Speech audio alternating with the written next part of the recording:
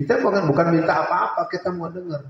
Supaya nanti ketika satu waktu dia khianat, kita masing-masing bisa nulis dan ngomong di mana tempat, kita punya rekaman segala macam. Saya sudah akses dengan tim pribadi beliau, tapi saya ingin omongan saya jangan dianggap iming-iming yang lalu nanti mau ikut terus acara saya, enggak, itu enggak penting. Pentingnya kita innamal a'malu binniyat. Berjuang itu adalah melakukan langkah menuju perjuangan yang Allah perintahkan. Tidak perlu berjuang itu karena siapa, dibayar berapa, ongkosnya berapa. Kalau sekali-sekali nggak punya ongkos ya bilang-bilang juga sih. Umar Mas senyum-senyum deh. Oke, saya pikir itu terakhir dari Pak Ari, mengembalikan anak-anak kita pulang ke rumah, pulang ke masjid dan pulang ke komunitas keumatan. Di banyak kasus anak-anak kuliahan, anak-anak sekolah, ketika tiba selesai jam belajar nggak pengen buru-buru pulang. Apa yang mau dicari di rumah? Dia tidak bertemu dengan senyuman ibunya. Kalaupun sampai di rumah ibunya juga sibuk main handphone.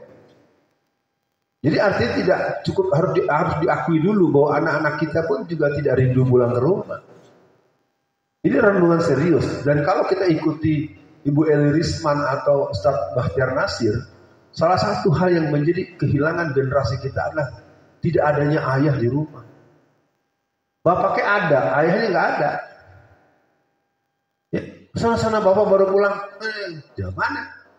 Ketika anak saya si Zainab ngambil rapot di sekolah waktu kelas 3 SD, itu pihak kepala sekolah kelabakan dia saya datang. Kok Ustaz Alfian? Emangnya kalau urusan sekolahan, urusan ngambil rapot hanya urusan ibu-ibu? Apakah Anda nggak pernah datang ke sekolah ngambil rapot Anda? Anda salah. Enak mentang-mentang jadi bapak-bapak gitu. Lalu kemudian kalau urusan sekolah cuma udah merasa kasih uang bayaran, prek. Berarti Anda nggak ngerti pendidikan. Pendidikan itu bukan persoalan bayaran.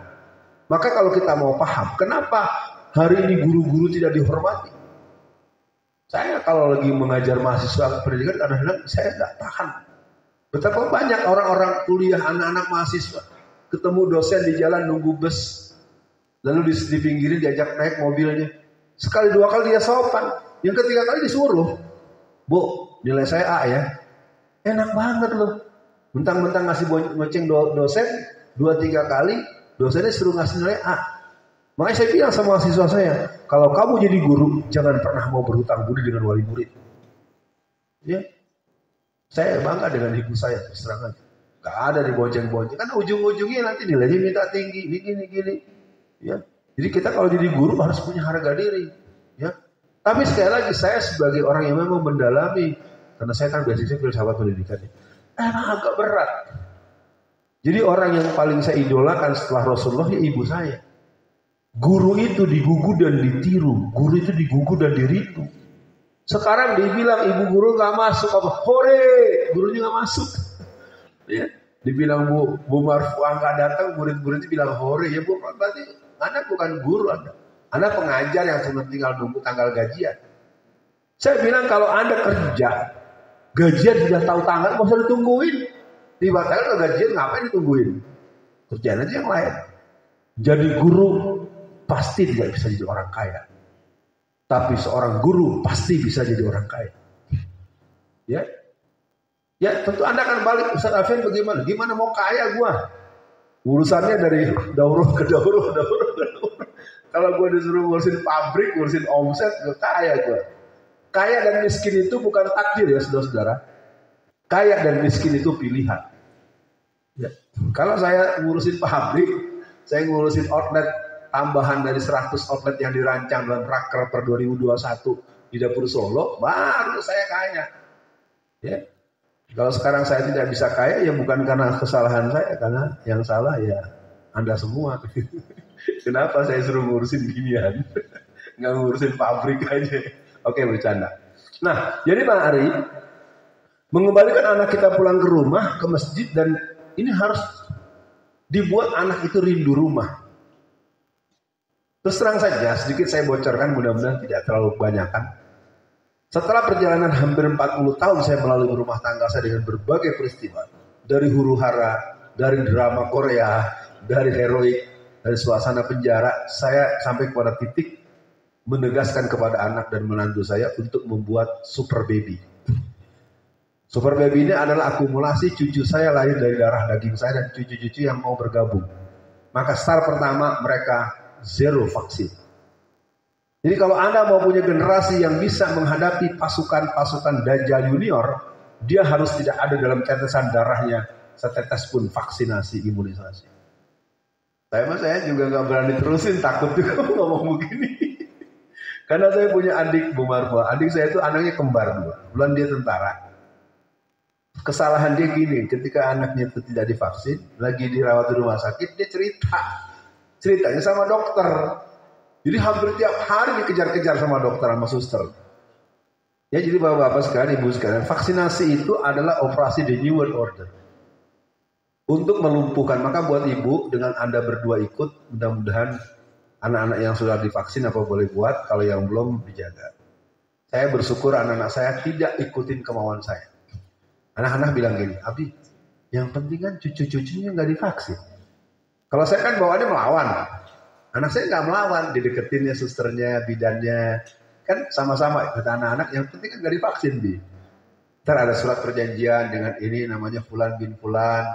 Dengan ini tidak divaksin atas tanggung jawab. Anak-anak, iya udah. Bidan cuma minta tanda tangan, kan? Daripada berantem, tanda tangan aja gitu. Nah, saya pikir itu waktu saya sudah dekat habis dan waktu zuhur kan jam 11.40-an ya.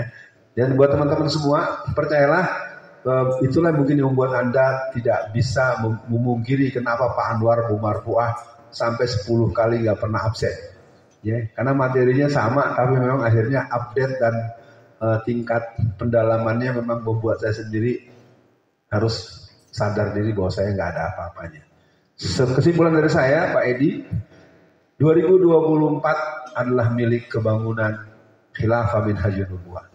Kemenangan kembali Erdogan per 28 Mei yang lalu sebagai catatan, dan Akhundzada juga. Harusnya kita menyambutnya dengan gembira. Teman, kegembiraan ini harus dikuatkan dengan bagaimana sholat malam kita dan segala macam. Karena pertempuran 2024 ini seru sebetulnya. Nah, yang lainnya mungkin buat Pak Yuni sebagai tim dari pengajian politik Islam, kita harus jadi bagian, nanti bilang dengan Mas Zuhud, biar kita bagian publikasi dan mungkin bagian pendaftaran. Panitianya biar Mas Ali dan Mas Nano, Mas Bagus belum sempat kenalan ya, tapi minimal berasa ya. Kira-kira Anda nyesel nggak datang ke ruangan ini? Nggak ya, teman Anda rugi tadi nggak dengar penjelasan materi pertama ya. Kalau materi ini belum dibahas dan ini belum juga Pak Anwar dan Bu Marfa sama Ibu juga belum pernah dapat. Ini materinya baru selesai kemarin siang ya. Terus terang saja saya memang sudah bersumpah selama saya masih di luar, langkahin dulu mayat saya kalau sampai kelompok-kelompok PKI Perjuangan menang. Ya, saya sudah sampai pada sumpah itu buat saya. Ya syaratnya saya masih ada di luar. Kalau saya di penjara lagi karena saya salah ataupun tidak, Pak Rizal, Alfian Tanjung salah ataupun tidak, saya harus ditangkap dan dipenjara lagi. Kira-kira angkatan 10 seneng nggak kalau saya di penjara? Nggak tahu, saya ngomong apa lagi. Lo aja teman deket gue seneng, apalagi orang lain yang kagak seneng sama gue, gitu ya. Oke, mudah-mudahan tertangkap esensi statement-statement saya. Jadi gojekan-gojekan yang mungkin lebih bersifat kegembiraan jihadis. Karena seorang pejuang itu, kalau kata Habib Rizik, dimanapun saja dia akan gembira. Di penjara dia gembira, dia dibunuh mati syahid, dia dibuang segala macam. Tapi kita jangan minta yang berat-berat ya Bu ya, yang penting ringan. Nanti Ibu kalau udah pensiun, Pak Anto walaupun belum pensiun, jihadis sablon juga. Berani dia, jangan-jangan nyawain 12 kali udah dulu. Atau dia punya kekayaan yang banyak. Saya kembalikan dulu pada Pak Edi, nanti kita selesai zuhur. Zuhur kita di sini arahan ini Pak Ali di jamaah boleh. Ali dia Imam Syafi'i ini. Mana yang ahli agama ada Pak Agus? Oh enggak tahu. Hah? Enggak, yang kita yang jauh dikit, kalau enggak ya salat. Udah gini aja supaya seger. Saya tidak beristihad, cuman saya menawarkan kita salat zuhur, nanti ketemu asar kita salat asar, salat maghrib gitu aja ya. Ya, tapi kalau terkeliru ternyata yang keliru Ali ya, ahli agama nggak ngasih fatwa dia. Oke, buat semua teman-teman, atau Mas Bagus punya pengetahuan? Oke ya, kita salat zuhur habis ini dikasih makan nggak nih? Ada. Oh ada. Kalau enggak nanti kita belanja dulu ke warteg. Oke, buat teman-teman, saya akan tutup dengan kalimat tuntaskan materi kedua, tuntaskan materi ketiga, nanti kita buat tulisan lagi next action after. Yang kedua, terus kalau ada waktu kita coba buat susunan kepanitiaan yang rapi. Ali, Nano mana Nano? Nano, antum berdua buktikan bahwa antum bermaja pengawal trah di Ponorogo untuk bidang politik. Ya. Udah nggak ada lagi cerita, mundur lagi. Yang bukan kita ingin membudaki Anda, bukan memperbudak Anda. Kita semua juga akan bekerja keras ya Pak Agus ya. Kita akan berpikir, kita carikan. Kalau perlu nanti kita lakukan uji awal, uji kesiapan kita. Apa itu? Nanti menjelang pulang. Silahkan Pak Edi. Jazakumullah khairan katsiran pada Ustaz Alfian Tanjung. Takbir! Ini yang bikin semangat biasanya. Baik, ini tadi di materi 1 akan terkait dengan materi 2 karena memang terkait dengan satu bangsa kita secara global ataupun secara internasional, dan yang disampaikan beliau di depan jelas sekali akan terjawab dari apa yang terjadi di materi 1. Maka kan sangat menarik sekali. Saya harapkan kembali nanti pertanyaannya ataupun juga tentang materi itu kita sudah berangan-angan tentang materi yang ada judulnya itu. Berarti apa? Ya saya tegaskan dulu ya satu hal teman-teman, jangan ada yang nakal ya. Jadi ini tidak boleh di copy ya. Ya tidak taat aja. Walaupun mungkin materi ini pernah ada yang punya di tempat lain, namanya ini materi puluhan tahun ya. Dari sini dari alumni kita nggak usah ya. Lebih bagus biarlah nanti ada di otak kita masing-masing. Anda menangkaplah semangat saya. Ya kan kalau Anda nggak pegang segala macam udah nggak apa-apa, yang penting ada di hati gue, di darah air mata gue, jihad gue kan gitu ya. Oke, mau ditutup dulu, kita siap-siap sholat. Ya. Demikian hadirin dan juga peserta daurah. Sekali lagi bahwa di sesi yang kedua, materi yang kedua akan lebih menarik lagi dari materi yang satu. Maka siapkan diri kita, insya Allah kita akan refresh sejenak sholat duhur. Tapi sebelumnya sudah dipersiapkan makan siang dari panitia. Setelah makan siang baru kita nantikan sholat duhur bersama-sama. Sekali lagi kita tutup sementara untuk di daurah di materi 1. Insya Allah berjumpa kembali nanti di 12-15 menit untuk kita sekalian memulai materi yang kedua. Demikian kita tutup sementara. Assalamualaikum warahmatullahi wabarakatuh.